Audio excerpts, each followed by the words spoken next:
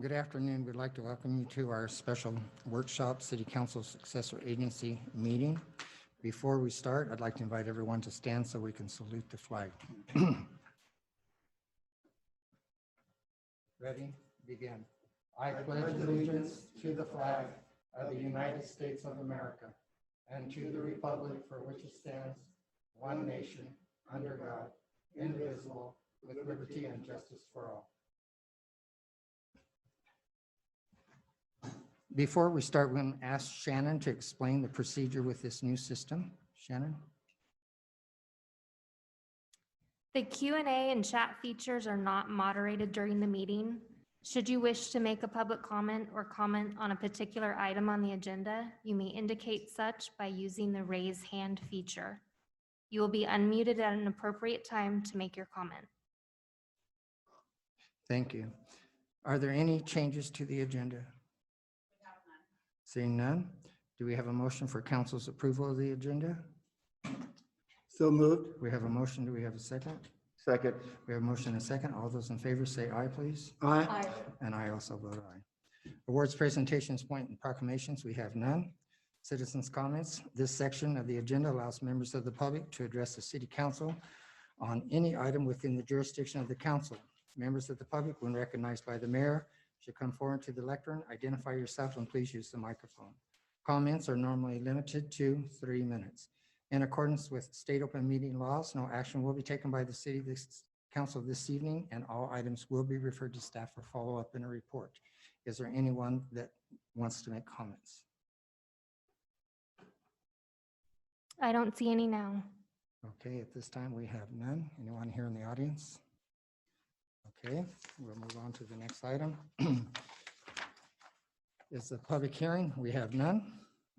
Item 5 is the consent calendar. We have one that's approved the minutes of June 3rd, 2020, which is a special meeting, or was a special meeting. Item 6 is ordinance presentation, discussion, and potential action items. We have one item. That is discussion and potential action, 2020 water and sewer rate study. Mr. Bergman from IGS Services.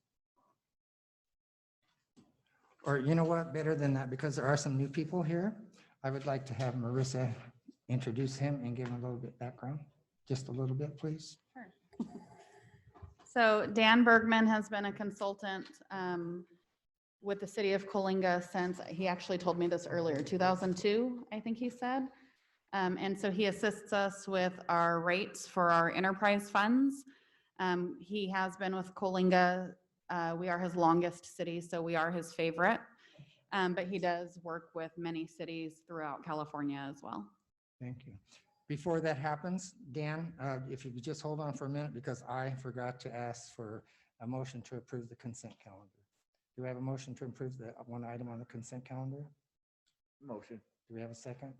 Second. We have a motion and a second. May I have roll call, please? Councilman Singleton. Aye. Councilwoman Stoltz. Aye. Councilman Atkinson. Aye. Mayor Pro Tem Ramsey. Aye. Mayor Lander. Aye. Okay, Dan, thank you.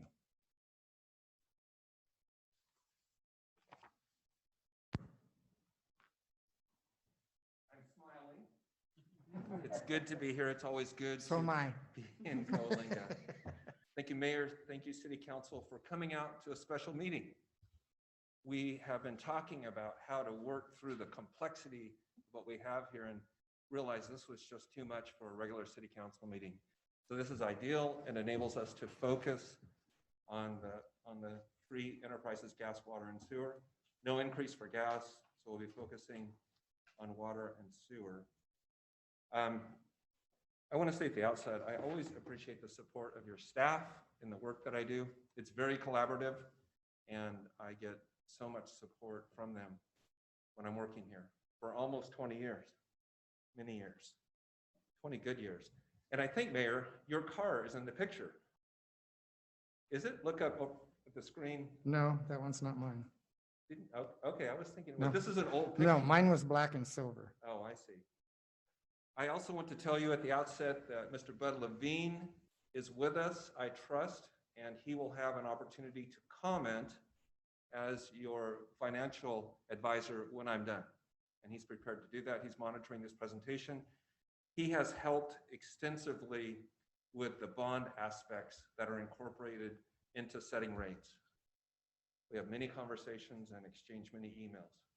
So Bud will join in and have comments about refinance when I'm done. So moving into the presentation, I'm covering your three key enterprise funds: natural gas, sewer, and water. And we'll talk about natural gas first because we don't need to do anything. With natural gas, there were decreases. And as you may remember, we're trying to burn off money. I'll talk more about that. In the case of sewer, as I will explain, needs an increase to cover operating expenses only, not projects. And I'll get into that in detail. It's been 20 years almost since the resolution, 21 years, since the last resolution that changed sewer rates. And the last actual change was in 2005. It's been a long time. And then finally, water, I'm saving the hardest for last, needs increases both for operating expenses and for projects to the 50-year-old water system. And the last increase for that was in July 2005. And I'll tell you right now where we're going with the presentation. The increase for sewer that's needed for a typical residential customer, the percentage number sounds high at 40%. It's $6 a month. I'm taking you all the way to the end of the presentation, so I just don't like to keep people in suspense. So it's $6 that we're talking about for sewer. For water, the way we presently have it set up is 3 increases over 3 years, $7, then on top of that, $4, and then on top of that in the 3rd year, another $4. So that's where we're going. And ideally, at the outcome of this workshop, we would have either some very definitive steps to take to bring you more information, or ideally, to have a general support from you, City Council, excuse me, to issue the 218 notice. As you remember, for those of you that have been through this before, in order to increase utility rates, we need to send a notice to all of our customers. And the notice tells them why the rates need to be increased, what the rates are going to be, gives them the opportunity to protest, and says that in more than 90 days, there'll be a rate hearing.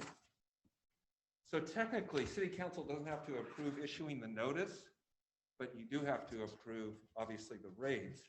And we would never want to send a notice out if there wasn't general support for the direction that we're going. That would be foolish on the part of staff. So that's where this is going. So now to go back to get on track here. You know, these masks, the good news is my eyeballs don't fog up, but glasses. But that's really big font up on the screen so I can see. Let's talk about gas first. No rate increase needed for gas. I'm just presenting this to you as a review. The natural gas system in Coalinga is good news. It has been for a long time. It's fairly easy to operate. It's low pressure, doesn't have a lot of moving parts. And so first I want to look at the median customer. Median customer here in the middle of the spread of all residential customers uses about 360 therms a year, winter peaking, which this is a nice picture of, 360 therms a year. So right now, based on the last 12 months, if you had PG&E, you would pay $375, but Coalinga is at $268. So you're presently saving about $100 a year, your residential customers here, because you're Coalinga, not PG&E. I always want you to know that there's a lot of detail behind the presentations I make to you. So this, we're going to see this view for gas, and then for sewer and for water. But on the top, it's showing you operating revenue. In the middle, expenses. And then at the bottom, what the end result is. And so one point I want to make about, first of all, revenue is that it's constant. Your gas sales are fairly constant. Your rates have been constant for several years since we reduced the rates twice. And a couple of you at least will remember that. We reduced rates in 2009, 2011, because gas costs, wholesale gas costs, dropped and dropped and dropped. and they have stayed low ever since. So in the presentations I made back then, the objective was to burn off excess cash in the gas enterprise. And I had planned it to happen over a few years, but gas prices have stayed so low that it's taken all of this time. On the line in this chart where you see wholesale gas cost, you can see as we go out into the future, I'm holding the cost of gas constant at $621,000 a year, because that's what the industry expects. Where there are inflationary impacts on the other cost components, not expected on natural gas. We would have never seen this coming in 2008.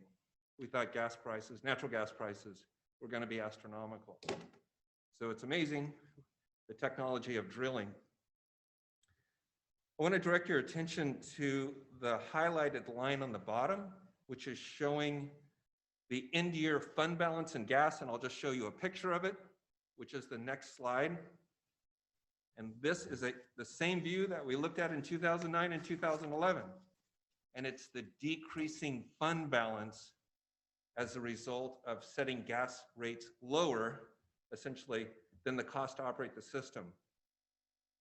And so what I'm showing you here is that we're okay through this coming winter, and we're okay through the next winter, but in 2 summers, we need to put gas rates back up so we can still have about $1 million in reserve there in the gas fund. So we're okay for a couple of years. And I don't anticipate that changing because gas prices just couldn't drop anymore. They've dropped to a level where they've just stayed very low. There are some project needs on the gas system that are being investigated right now. I'm very appreciative of Larry Miller, who has taken an interest in cathodic protection of the still gas system. Out around the main part of the city, there are these things that look like battery chargers on poles, and they induce current into the steel pipelines to keep them from deteriorating. Boats have that, they have zincs. It's the same idea, only this is electrically powered. And each of these rectifier stations have anodes in the ground, and these anodes are deteriorating after 40 years, 30 years since they were put in. So the anode beds will eventually need to be replaced. And we're in the process right now of, with Larry in the lead on that one, determining how much longer we can go without replacing those anode beds. The other issue that I want to bring up with regard to natural gas is increasing importance on gas safety. As a result of the accidents that have happened San Bruno and after San Bruno, first the federal government and now the PUC, as an agent for the federal government, is paying close attention to Coalinga. It's a good thing, as I tell Eric De Leon, they keep us on our toes. But it's important to stay on our toes because if we're not, there could be fines. So that's not so much a cost item as it is an issue that personnel needs to pay attention. And we've done okay, there haven't been any penalties. The main thing that the PUC is paying attention to right now is progress being made around the cathodic issue. And that's getting the attention it needs. So that's it for gas. Moving to the sewer enterprise, I'm going from easiest to hardest. Sewer is right in the middle. The benefit right now within the sewer enterprise is that there is a significant fund balance that has accumulated there over the years. About $3 million of cash that is sitting in the sewer enterprise that's available for use to the sewer enterprise. And beyond that, the Series 2012 Bond Project Fund, which was $700,000, it hasn't been used. The good news is it hasn't been used, and the bad news is probably should have been used because the city's been paying for that money.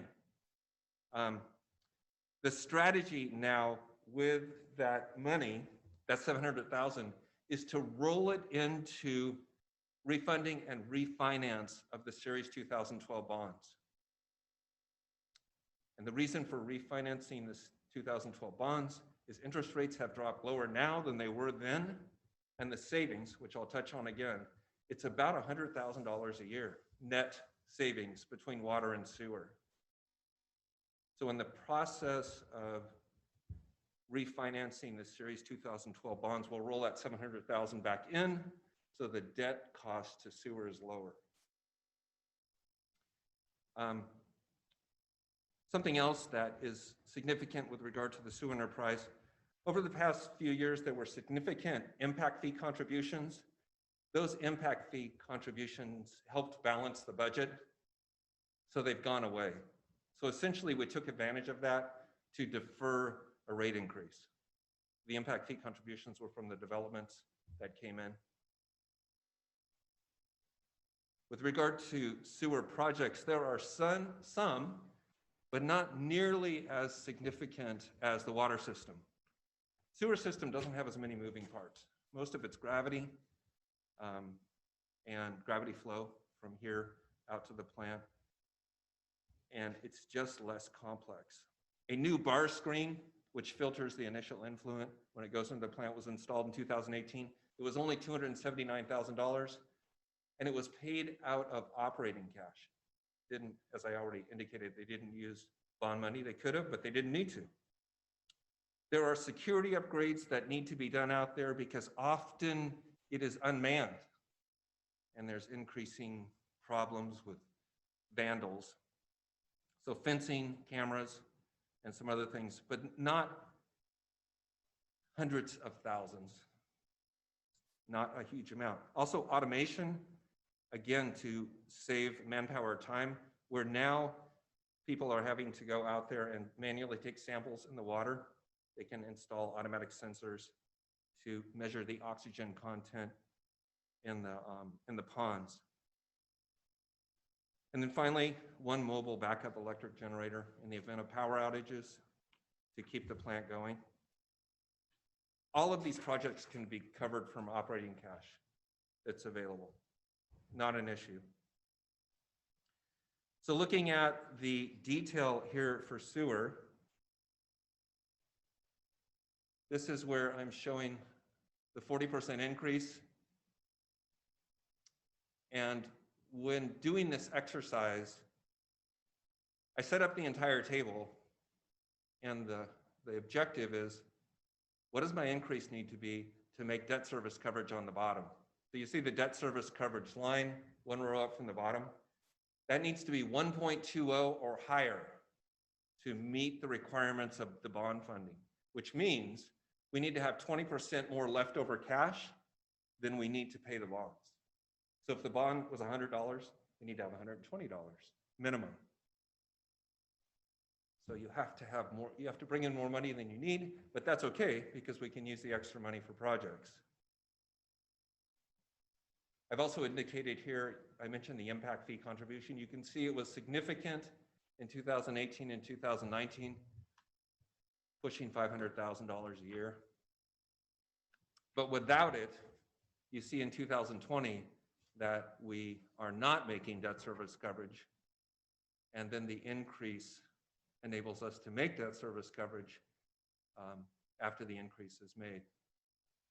For both water and sewer, beyond the initial increases I'm showing you are inflationary increases that I'm proposing would be in the rate table that's sent out to customers for the rate increase. So these subsequent increases would happen automatically. You wouldn't have to go back out again. The law says we can go out 5 years. And on the topic of inflation, again, both for sewer and water, you can see the numbers that I've used. 3% typically, except for personnel, which is 5%, as personnel costs are increasing faster than the rate of inflation. And this is a number that I've used at other cities too, and other cities are experiencing.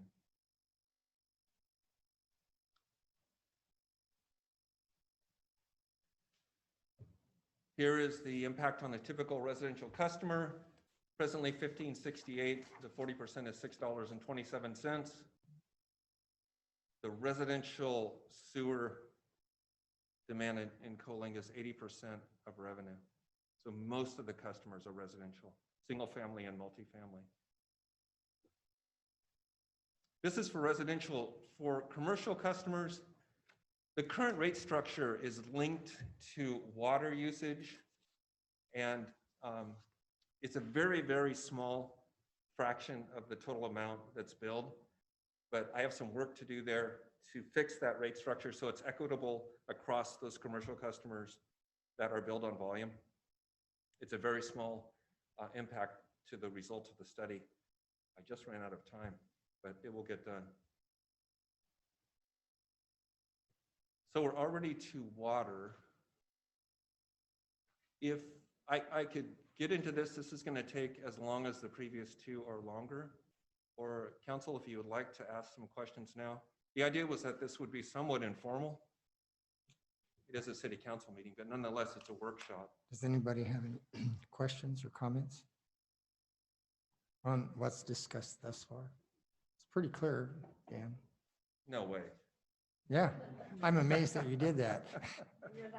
Are you impressed with your own self this time? I am now. Good. We're impressed. Okay. That's let's very, talk about very water. clear. Thank you.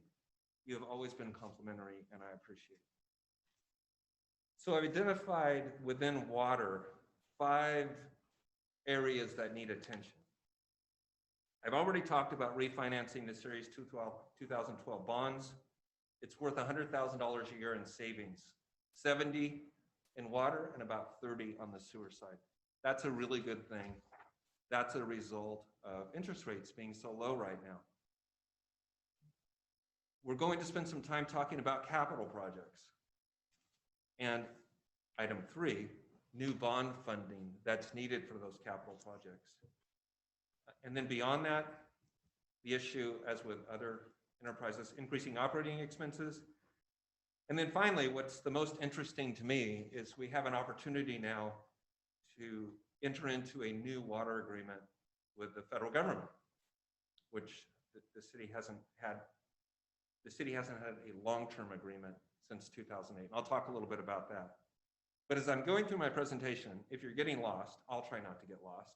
But just remember, it's these 5 things: the Series 2012 refinance, critical capital projects, new bond funding that goes with them, issues around increasing operating costs, and then the wind contract. So here we go. You know, as I was thinking about this presentation, I thought to myself, City Council would probably like to know a review of Series 2012 and where did the money go?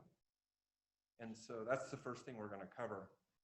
Of the $12,830,000 in the Series 2012 bonds, $7 million of it was refinancing Series 2000 bonds.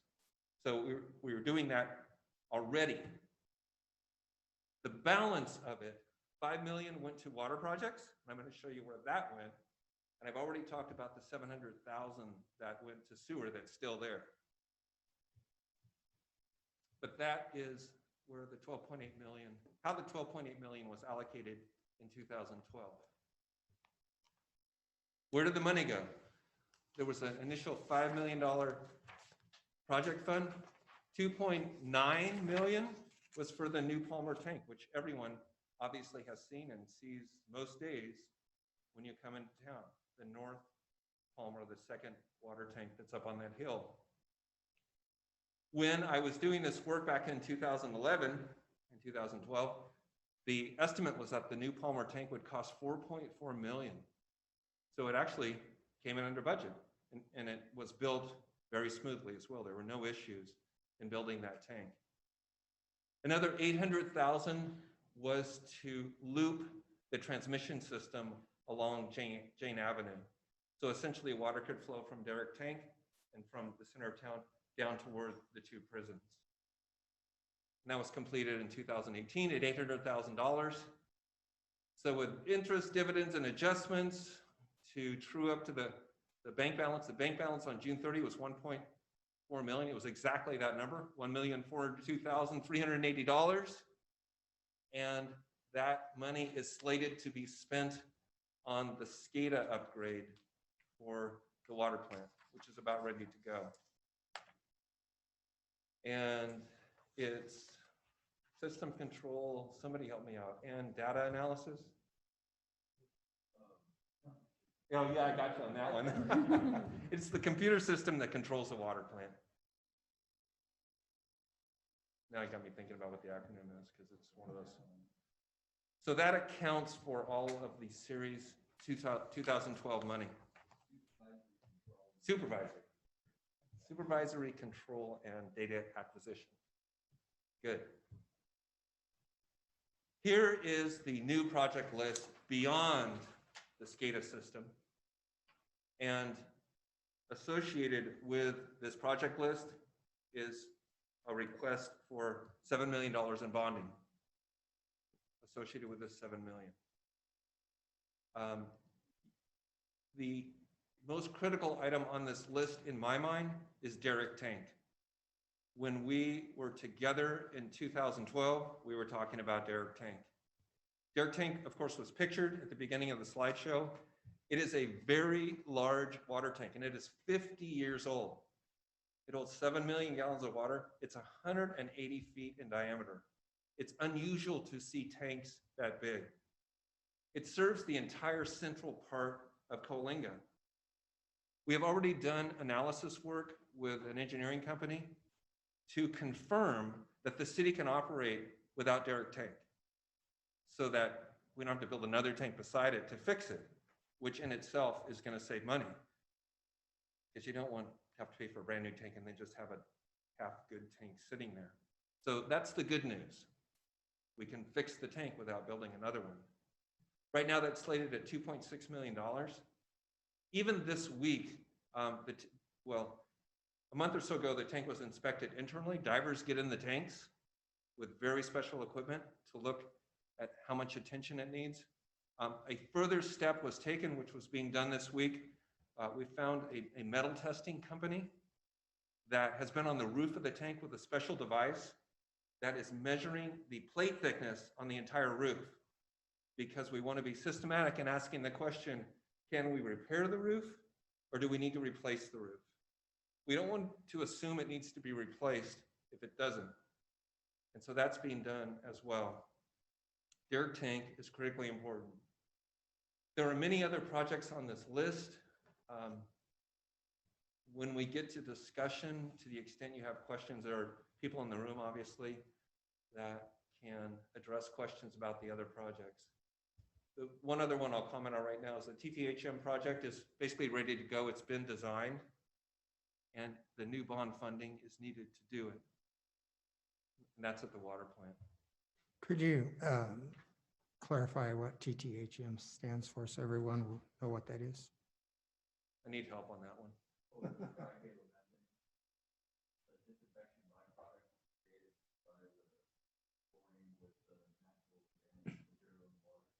Yeah, except I can hear you, but Yeah, we can hear you. in the TTHM stands for total trihalomethanes, which is a byproduct of the use of chlorine and natural organics in the water. So the project is designed to, we use an oxidizer to lower the pH and actually be able to lower the use of chlorine. The reason I had an explanation, wanted an explanation for everybody, because that's been an ongoing issue for quite a few years. Yes, it has. We're actually back into compliance, but I believe this was one of the stipulations of furthering that compliance. Yes. Yeah. Yeah, that's what I wanted brought out, so everyone here would know. And this Thank creates, this creates the permanent facility. We have a facility now, but it's not permanent, and that's where the state has been pushing us to. We have to have a permanent facility, permanent storage for this, for the product. So Okay. it's designed, but yeah, that's going to run us a substantial amount to have it constructed and put in Okay, service. thank you. Yeah, I'm just thinking, you hear me refer to me like I work here. We pretty much do. Yeah, I very much feel like I'm on your team, and I appreciate that. Here is the detail for water, and we played around with this a lot to stretch out the increases. Because it's better to stretch it out typically for people than to put it all up front. If it were all up front, I think it was 27% right at the beginning, followed by the 3% inflationary numbers. But this is the most I could stretch it out, at least for now. 16 followed by 8, which is what I talked to you about at the outset. And you can see that for 2020, the year that just ended, we're right on the edge as far as debt service coverage. Depending on how the auditors process numbers, it could be better or it could be worse, but it's right on the edge. Without the increase of the 16% in the next year, it would be under 1. So the increase is badly needed just for operating cost alone. One response I want to give you just while I'm thinking about it, there are, in my mind, none of this is really optional, but the new bond funding, the $8 million, the $7 million, that represents about 8% of increase. And I hate to present that even as an option because those projects are so critical. And I want to tell you, City Council, that I've had a lot of experience here. I believe at this point that you have a responsible staff that will get these projects done. I do. They just need the money to do it. So back to the slide. I'm not showing an inflationary increase for Westlands. I set those numbers manually because the Westlands cost this year is higher because of drought, something we're working on with Westlands on the side to fix a formula in the city's contract. Your city attorney is working with your city attorney on that one. But otherwise, you see the same inflationary increases. Also for the cost of wholesale water, there is a bump downward as a result of getting the new contract. The value of the new contract on the USBR side is about $100,000 a year. And I'll talk more about that in detail. And without spending a lot of time talking about this, a lot of time was spent developing this, going through iterations. And I always know, especially working with a team, that we're getting close when we start making changes and the results don't move much. One last comment about this. The way this is set up is with the debt service numbers where they are, we end up with residual cash. So at this point, strategically, for 4 years, $400,000, 1.6 million is used from excess cash to go back into projects. And we have done that and set the increase such that at the end of the 5th year, there's some money in the fund. Right now, the fund balance in the water enterprise is basically 0, which is not good. So we have done this such that the water enterprise will end up with an increasing fund balance.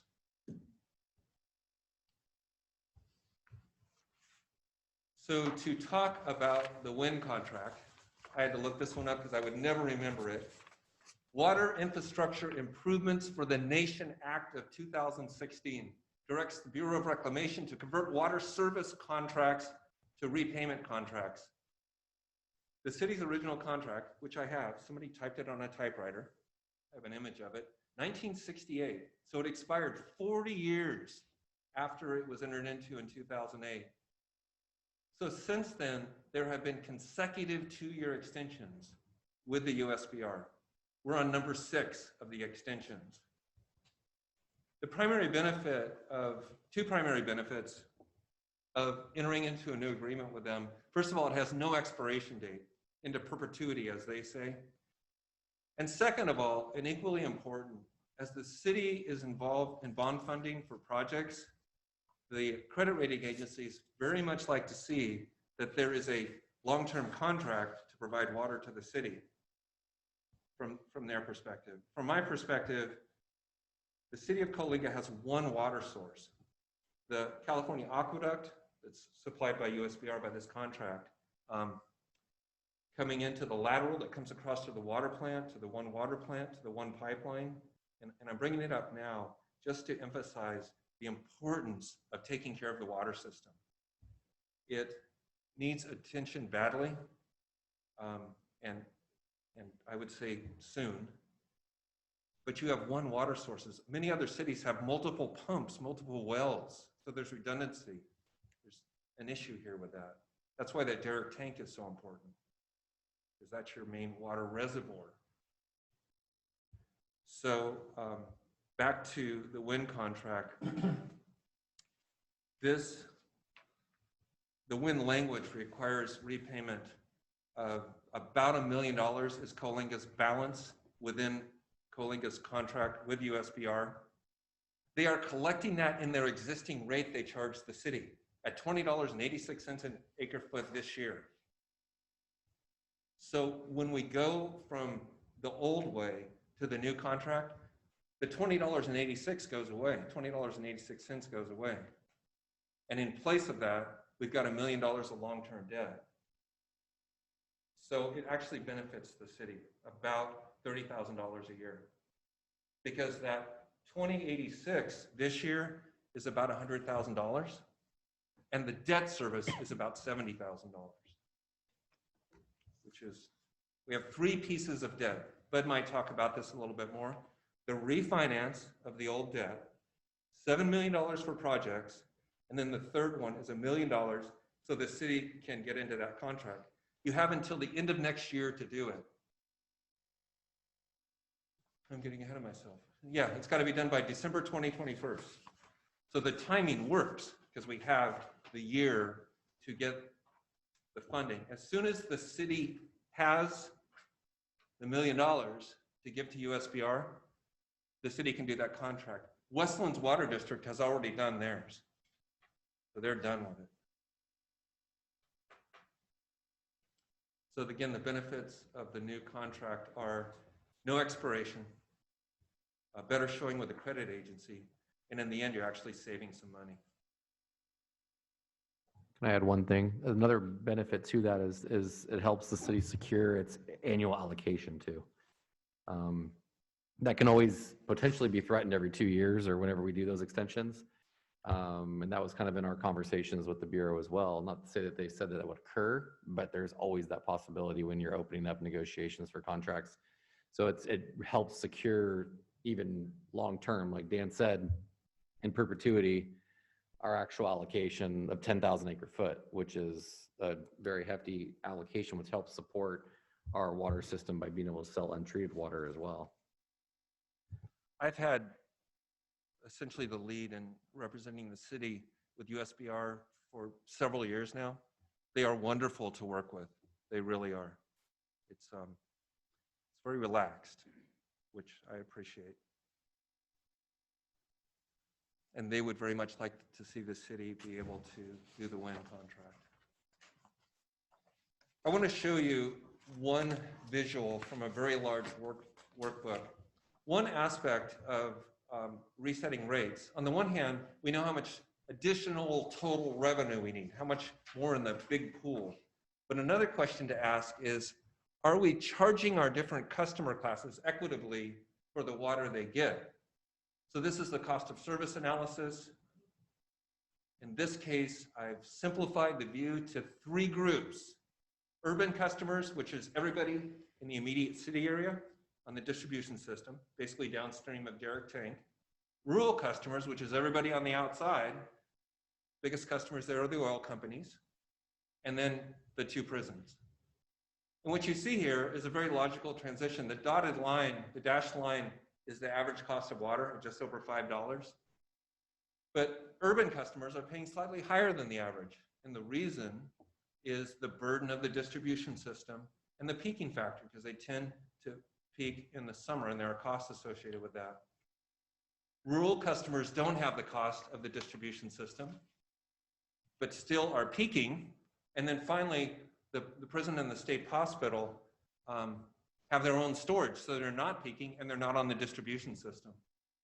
This is critically important because we're going to perhaps notify the prison that we're going to increase their rates significantly. And in other places, they have asked, prove it. And so I am prepared to prove to them that their cost allocation is fair, such that that isn't an issue for the city. But this is simply to represent that the cost of service analysis was done between these three primary rate classes. This is the rate table that I'm proposing for now. I'm showing the current rates here in the first column that have been in place since July of 2015. And in the first year, you see that the increases vary for the different customer classes. And that's a result of the cost of service analysis. So I'm essentially resetting, recalibrating the rates. And then in the subsequent year, we're simply leveraging upward, ratcheting upward on the rates that were reset. So a rate table, this rate table or a rate table like it would be sent with a rate increase notice. And I just caught something. Those both numbers are supposed to be the same. That was a rounding error. And the idea here, I'm always looking for ways to simplify the billing of your water. And this presented an opportunity to set the volumetric rate for residential and commercial customers in the urban area at the same. Those are supposed to be the same and will be. Can you just go over real quick why the 16% increase for urban and 20% for rural, and then only 16% for the corrections? It's because in the cost of service analysis, I was looking at what their rates were, overall revenue. And overall revenue for each customer class, it's the fixed contribution plus the volumetric contribution. So it's A times B equals C, D times E equals F. So there's balancing going on in the background. So we get the right amount of revenue for each customer class. Is there a way to increase it $212,000 a year for the prison?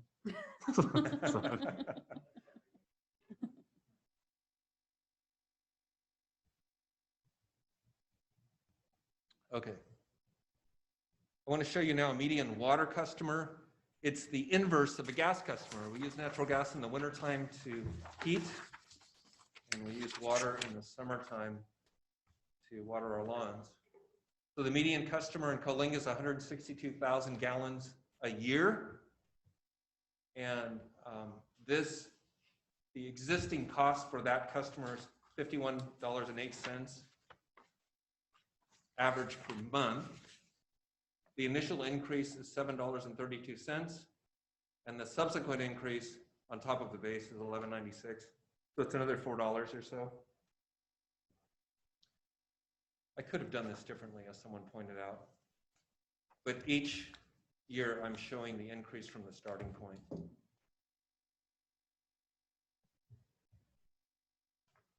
And I wanted to show it this way because it's a multi-year plan. In this case, increases over 3 years, followed by the inflationary increases in years 4 and 5. So this is a 16% increase to 732, and then 8% on top of that, and then 8% on top of that.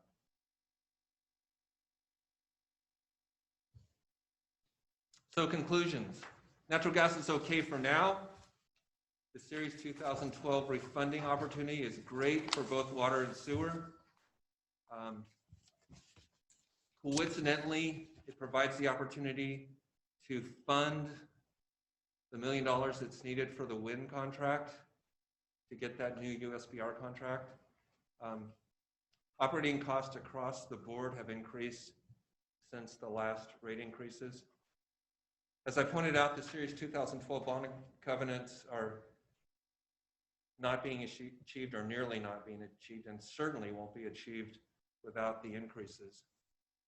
We talked about critical capital improvement projects. You may want to discuss that some more.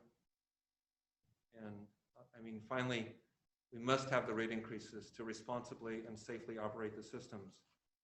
Which brings me to something that I didn't touch on that I want to touch on right now. The enterprise funds within the city, within any city, are businesses that operate within the city. And so the role that staff has, the role that you have as a city council, is to assure that they are funded adequately to operate. And in order to do that, you have to set rates in order to fund the operation. So it's not a voluntary program. It's something that just has to be done. What's most important is that it's being done effectively, efficiently, responsibly. And that's what I look for in my work. The example of Derek Tank, for example, going to the extra step of surveying that roof rather than assuming it needs to be replaced. And everyone I talk to here and everywhere else I work, I'm always looking for ways to help folks do their work more effectively. But they're businesses that operate within the city. They need to be funded, and rates need to be set in order to fund them. So as I mentioned at the outset, if this process can move forward, the notices will need to be issued based on your feedback, your comment, and then the next step would be to move to a public hearing down the road. Time is of the essence because without increases, you will not make debt service coverage in the year we're in right now, fiscal 21. And that's it. I made it to the end. I'm Still- impressed. Still breathing through my mask. It's pretty clear. Any Oh, and- questions? Yes, go ahead. You need to remember that Bud will have comments. We could have questions first. Right. It's at your convenience. Council, any questions? Yeah, I have a question. In the past, we've done with our rates, did what we were supposed to do with our rates and everything. And then the state will cut back our water, and then we have to raise the rates, and so people aren't using the water, and so we can't pay our bond. Do you think that'll happen anymore? You understand what I'm saying? I think I do. It's interesting because when we were setting rates last time, you were here. Right. There was, the assumption that I made was that the level of drought consumption would continue. And the hope that I had for the sake of the water enterprise is that people would start watering their lawns again. Well, they didn't really. People No, they learned didn't. to conserve water and have done a good job doing that. And a lot of them still aren't watering their lawns. Yeah, I have a problem with that. I'm kidding, obviously. You're wearing both hats, right? Because on the one hand, you want people to use water responsibly. On the other hand, we're trying to run a business here. Exactly. Water supply. So my assumption in setting rates is that water sales, treated water sales in the city will be constant going forward over the next 5 years, as they have been over the last 3 years. Because the Bureau always makes sure you have enough water for your essential use, for the city and for the prisons. Is our allocation down right now? It's, yeah, there's still some extra water that's being sold to the feedlot, to Harris feedlot, which is advantageous to the city. But we're okay. Unless the city has to go back into a conservation mode, that's where we would have a problem. Yeah. That's where we started having the problems, Yeah. when we went into that mode. So if it doesn't rain this winter and we start getting requests from the governor's office, that could be a game changer. I read an article, well, I've read several articles in regards to potential drought in the state of California, and in fact, the entire western United States, that it appears, according to the weather people and whomever those people are, that the potential of another drought is imminent. And I read it from about 3 different sources. So the whole thing is potentially and very likely, it appears that we may end up going into another drought. So we need to take that into consideration also. I understand that.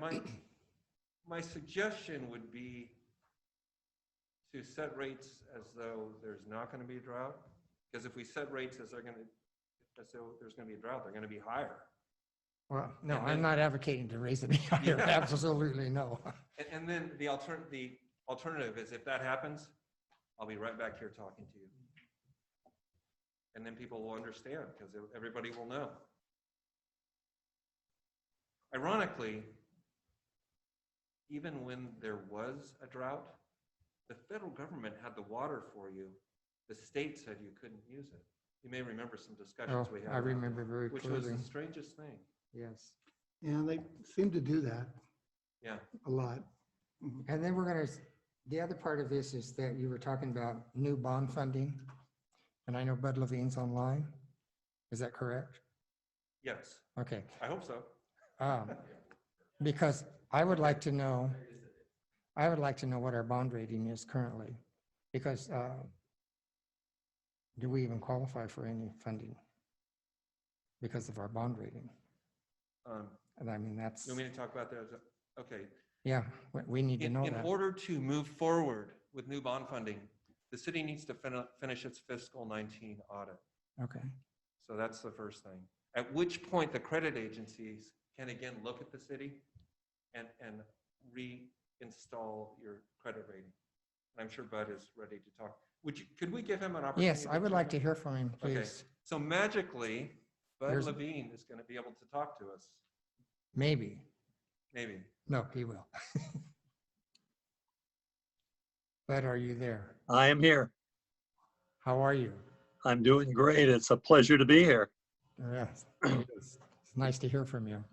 Thank you. Thank you. And I too have been a long time advisor to the city, initially as an underwriter placement agent where we could provide the services of both advisory and underwriting and placing the bonds until the financial meltdown in 2007 and 8, which caused the Graham-Dodd legislation, which then indicated that anyone providing advice and underwriting services to municipalities through the issuance of municipal bonds needed to establish one category or another, could not do both simultaneously, so that we had to decide whether we wanted to be an advisor moving forward with all of our clients or an underwriter placement agent. The main difference is the fiduciary responsibility, and I pride myself on that aspect of the business, and therefore opted that we would continue as municipal advisors, where we have a standard of care of providing advice that's in the best interests of the municipalities or the issuers. Underwriters and placement agents have somewhat the same responsibility, but they also have the added factor of looking out for themselves because they have a risk factor when they're putting up their money to buy and then resell the bonds. So since 2015, I have been acting as a municipal advisor. When the 2012 bonds were issued, we were underwriter and provided both services. And by the way, I know Dan has apparently been working for the city since 2002. I met him in 2004, which was my first time working as an underwriter for the city. And we've worked on many different cities, and of course, all of the projects involving the city of Coalinga since that time. And of course, Mayor Landers and Mayor Pro Temp Ramsey, I've known you for quite a few years and worked with the city, with you on the council for many of those years.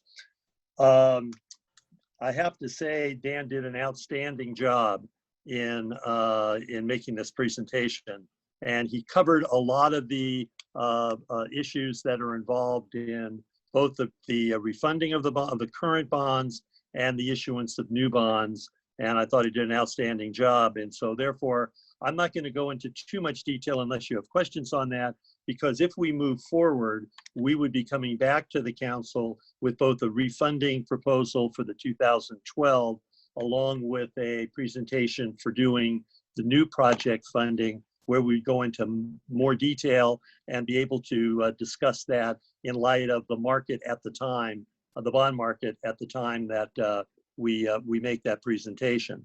Suffice to say that right now, based on the current market rates, and I'll get into the whole area of the bond market and interest rates and where I think they're going, but under current market rates right now, the numbers we provided to Dan, which are the fact that on the refunding of the 2012 water, it will produce around $70,000 a year I think that's a conservative number. I think that number might end up being higher even with today's rates, but let's use 70,000. It's a safe number to use. And in the sewer, about 30,000. Combined, that's going to give you close to little over $2 million in savings over the life of the bonds. To put it another way, if you don't do anything, you're going to have where the debt service where it is now. If you're able to refund the bonds, you're going to have $2 million in lower debt service over the 27 remaining years. So it's a very accretive, positive circumstance for the city. The issue of new bonds has to do with what is the cost of those bonds, what is the interest rate that those bonds can be sold for and marketed, and how does that factor into the overall cost of the project and the effect on the ratepayers. And Dan has been using our assumptions on that debt service. Maybe this is probably the best time to get into the overall market. Right now, we have, and I know some of you have heard me say this before over the years, the lowest interest rates since I've been in the business. I said that, I think, back in 2016. I'm saying it again now, and they really are. They are the lowest bond rates in history. To give you an example, the way interest rates work is the Federal Reserve sets the short-term interest rates by doing something calling setting the Fed funds rate. That's the rate you always hear periodically when the Fed Reserve Chairman is on CNBC and all of the news shows talking about how they are lowering interest rates. And the Fed funds rate is the rate at which banks borrow from one another and borrow from the Fed. So to give you an idea, in 2007, which is where we were at the height of the economic activity before things turned bad in 08 and 09, the Fed funds rate at that time was 4.75. In 2016, when we were when we started having the economic recovery reaching its pinnacle after recovering from the 2007-2008 recession, the Fed funds rate dropped to 0.75, meaning under 1%, 75 basis points, 0.75%. And in 2019, when we started having the problems with the economy slowing down, this is prior the pandemic, the rates were at 150 to 225. Right now, that rate has been set at 0.25. It's 0.25%, a quarter of a point away from zero. And as we've seen in European countries, some countries have gone to negative rates. So the short-term interest rates are as low as they have ever been in history. The Federal Reserve has indicated that they plan on trying to keep those rates as low as possible for the end of this year and on into the early part of 2021, where they will then reevaluate. They may reevaluate before then if there are certain unusual circumstances, but the indications are based on the way things are in our economy right now. They're going to keep those interest rates low. That sets the short-term interest rates. Now, the long-term rates, which are the bond rates that the city would face in issuing both refinancing bonds and issuing new bonds, are set by the market. And that means the buyers and the sellers. How active are the buyers in buying the bond market? How active are they in selling? Well, we have a very interesting dynamic that has occurred that is the first time that I have seen that, and I have been doing this for 45 years. And that is the Fed has taken a second step in trying to help what's going on with the slowdown in the economy. They have taken what they call open market activity. They always do that, but they do it in a very, very limited sense. What do I mean by open market activity? I mean that the Federal Reserve actually goes out into the marketplace and they either buy bonds or sell bonds. They buy bonds to keep interest rates low. More buyers than sellers produce lower rates, or they sell bonds into the economy trying to raise rates if they're worried about inflation. They have started a program starting about a month and a half ago of actively buying all types of financing instruments to try to maintain overall long-term interest rates at low levels. They are buying treasuries, the actual the government bonds that you hear about, the 10-year note, which is the one that sets interest rates for almost all other levels, and the 30-year long bond. They are buying those bonds.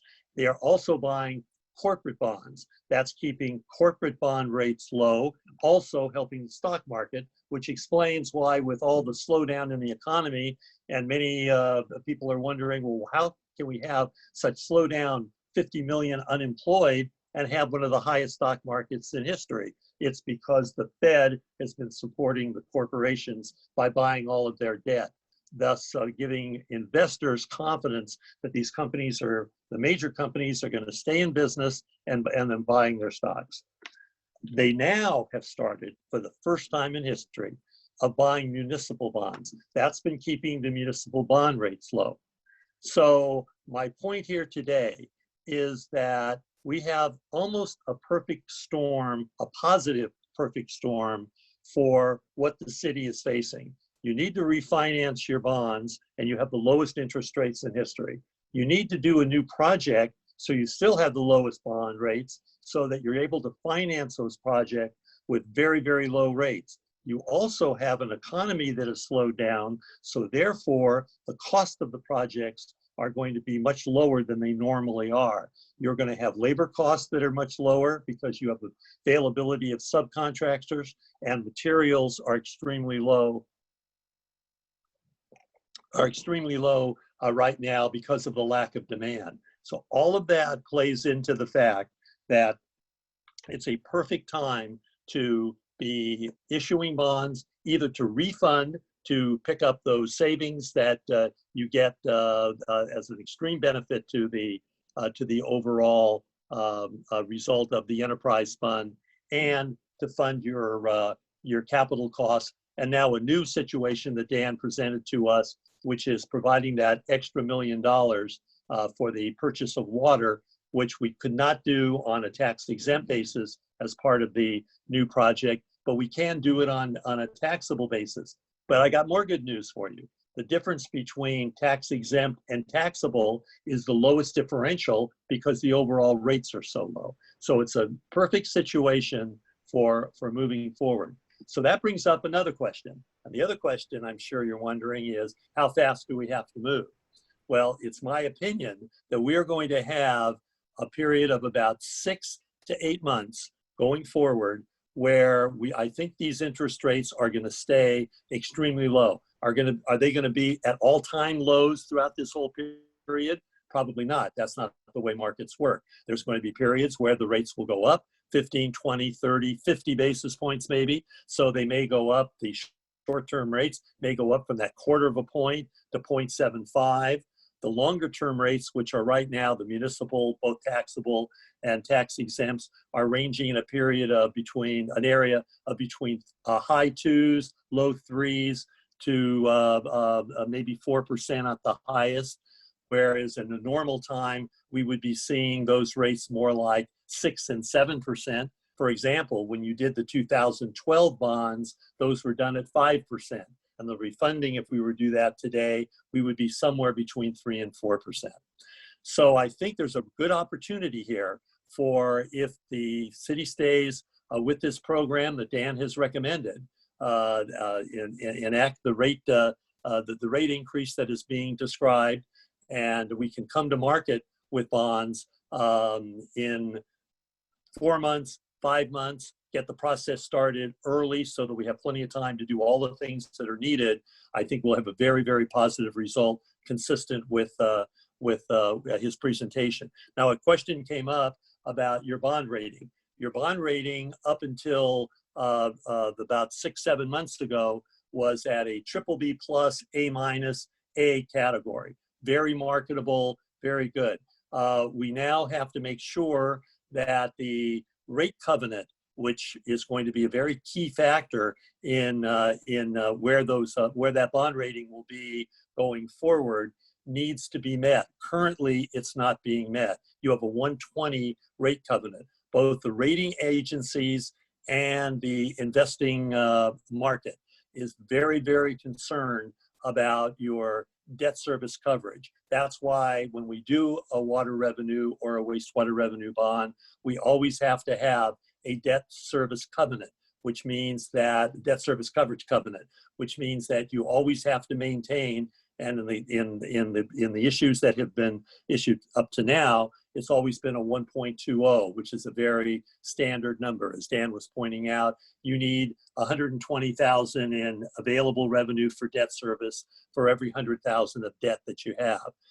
You're not having that right now with the current situation. So the rate case is going to cure that, and the rate case is also going to make sure that with the anticipated new project and the refunding that's going to lower debt service, you're going to be, I notice he said around a 1.40, which gives you a little extra coverage. By the way, it struck me when the last question that was asked of Dan about what happens in a drought where there's a lack of revenue.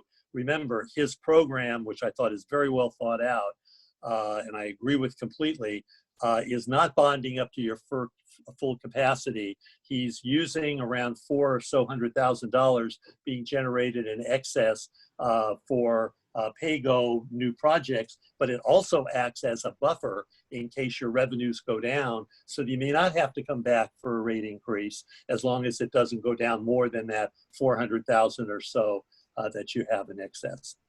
So that's pretty much what I wanted to talk to you about today. I would have talked about more, but I think Dan did such a terrific job of not only talking about the rates, but describing the effect that both the refunding and the need for the new project and the cost of that in his presentation. So I'm open for certainly any questions you have. Okay, I have just a couple of questions. One is that it was said that we needed to make sure well, number one, time is of the essence. Number two is that it depends, our bond rating or whatever we're going to do with that depends on the 2019 audit. Is that correct? Okay. Well, yes, it does both ways. The 2019 audit needs to be completed because that's something that is required to be filed every year. When it's not available, then the rating agency will not move forward with the rating, and likewise, the underwriters will not move forward with trying to sell the bonds. So that's number one, the mere completion of the 2019 audit is important as of itself. In addition, what's contained in the 2019 audit is going to be very important, and we already know that that's going to show a shortfall in revenue available for debt service to both allow a refunding on any kind of a reasonable basis that we've talked about here and to fund new projects. That's where the rate increase comes in, because even when the audit will show that, now we can show that a rate increase has been put in place, and Dan's projections can be used, my analysis can be used to present to both the rating agency and the investing public that once those rates are in place, that there will be sufficient revenue being produced to both provide coverage and excess coverage. And that will, I believe, allow us to get a rating consistent with the numbers that I've been using for both the refunding and the new project. Perfect. So my question, Jasmine, is what are we looking at as far as that timeline on that audit? So we are working on audit prep right now, and we do have auditors scheduled to come in in the latter part of August. And so audit will go headway where I'm guessing if everything goes as planned, audit should be done by the end of October. Perfect. Perfect. Thank you. Yeah, that was my big concern because I kept hearing time is of the essence, and I understand that. But, and by the way, just for one quick minute, I think that timing would be absolutely perfect, because I think that if the audit is completed by October, we can have all of the things necessary in place other than having that so that once we have that, we can immediately then start the process with the rating agency and be out in the marketplace in mid-October, early November. Perfect. Thank you. Any other questions from Mr. Levine or Dan?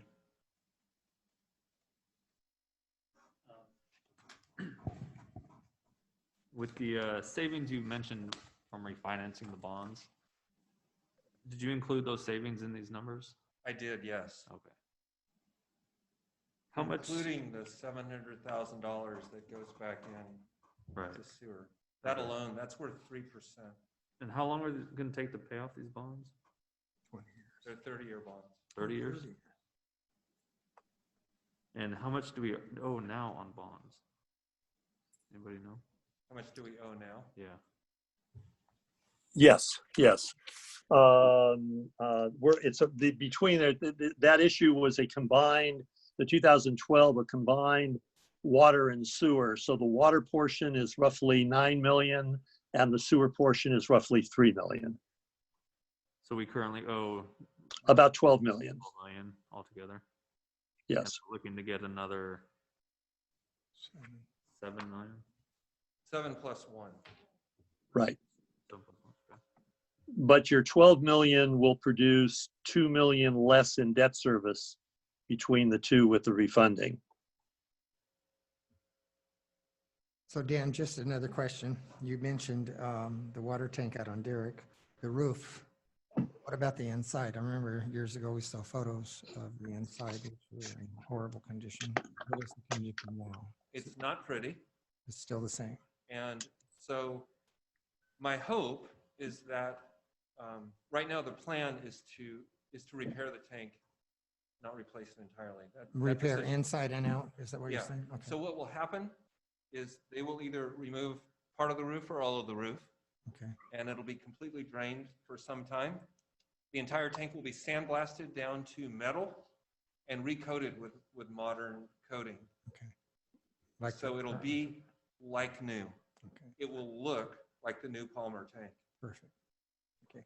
Yeah, that was the first thing that crossed my mind because I remember us seeing photos several years back and I thought, oh, thank you very much. Yeah. So that would be included in this bond?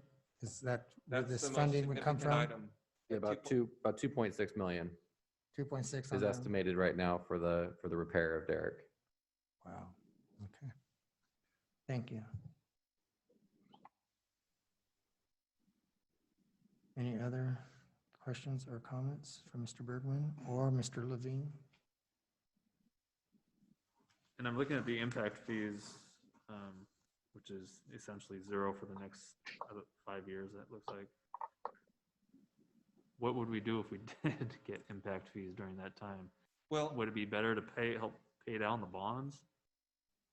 the impact fees are intended for the cost of expanding the system Right. because of new development. We took advantage of those impact fees to cover our operating costs. It would have been better to set them aside. Yeah. So for the purpose of rate setting, we're not taking into consideration impact fees and even not expecting them at this point because there's not a lot of new development. Yeah. Yeah. So even if we wanted to, it's not really planned to be there. So I appreciate very much your presentation. It's very, very informative, as usual. So what specifically are you asking this council to do today? Well, thank you for giving me the opportunity to clarify that again. We talked about what needs to be done for bond funding, for example. Right. One is to get the audit done.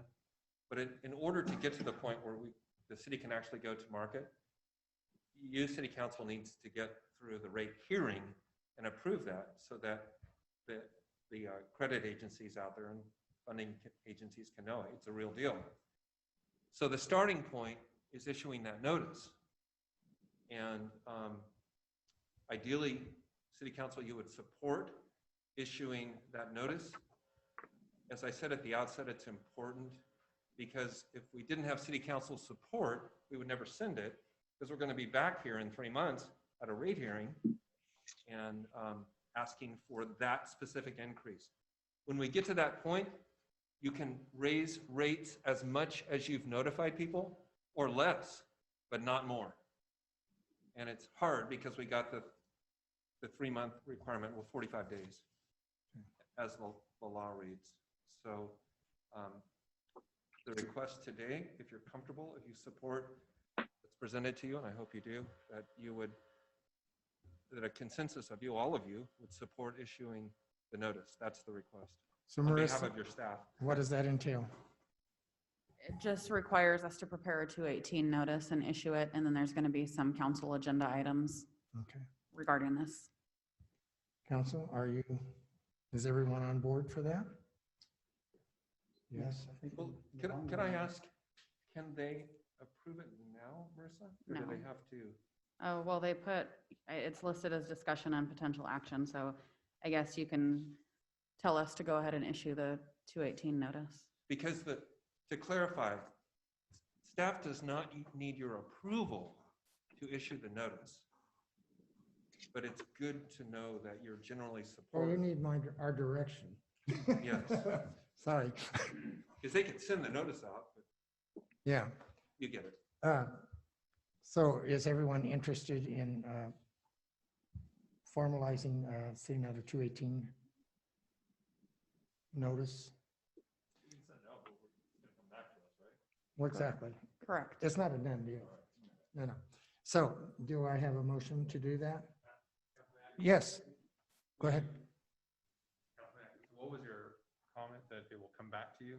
Because, I just want to make sure that this item is going to come back to us after the notice is sent out. It will come back to you, but only really in the form of when we actually have the hearing. Right. So when we issue the notices, it's going to go out to all the ratepayers. And it's a protest procedure. So depending on the number that we get back, or people can come to the meeting and voice their vote at that time. But if there's not a majority of those ballots received to stop the rate increase, then the rate increase goes forward. Okay. Which is why Dan's saying So if we approve it now and we don't get enough for protest, whatever, the rate is going to be increased automatically, and we're also going to get into these bonds as well? Not the No, bonds, that's a separate. Bonds would be issue. separate. Yeah, but to increase the rates, and that's why Dan is saying, we don't want to go through that process and then council decide, no, we don't want to increase the rates, because then there's really no sense in doing any of that. But once we send out the notices, it's going to have the increases over time to let the public know, hey, this is what the intent is. The public can shoot it down, but it's really not the intent. I mean, we don't want to go through this if there's not the support for it anyway. So basically, step one is to do the notice, see if the public says yay or nay, and then if it's yes, then we proceed. Otherwise, we're dead in the water. Correct, but that essentially happens, I mean, all in one kind of motion. One, yes. Yeah. But to clarify, regardless of the public's response, you, city council, could choose not to approve it at the rate hearing if they wanted to. Yeah. So yes, it comes back to you. Right. You could decide you don't like it, Yeah, it has come back. representing the public. I know it. Yes? Yeah. Okay. Okay, thank you. Okay, so do we have a motion to proceed? I have a quick question. Yes. So when would what month would the first rate increase happen? Not until after the hearing. Right, which would be 3 months out, so it would be technically month 4. It could be on the first day of the month following the rate hearing. So Okay. it's 4 months down the road. I would need to coordinate with staff when we get the notices out. We haven't got that far, but we will get them out as soon as possible. So do we have a motion to proceed? So moved. We have a motion. Do we have a second? Second, Motion and second. May I have roll call, please? Mayor Pro Tem Ramsey, Aye. Councilwoman Stoltz, aye. Councilman Singleton, Aye. Councilman Atkinson, Aye. Mayor Lander. Yes. Thank you very much for your presentation. Bud, it's nice to hear from you. Nice to be here. All right. Okay, we're going to move on to city manager's announcements. Any announcements? I don't have any announcements, but there was an emailed comment that came in that was emailed in via info@coalinga.com. from a Trevor Morris. It reads, "I would like to thank our city manager for taking swift action after receiving the letter from the governor's office, our councilwoman for doing the same by requesting an urgent council meeting, and all council members who voted not to rescind. And last but not least, the mayor who pointed out valid concerns and voted as he felt best. Signed, T. Morris." Okay, any other council members' announcements? Seeing none. Mayor's announcements, I have none at this time. Future agenda items? Seeing none. We have no closed session. This meeting and workshop is now adjourned. Thank you for your participation.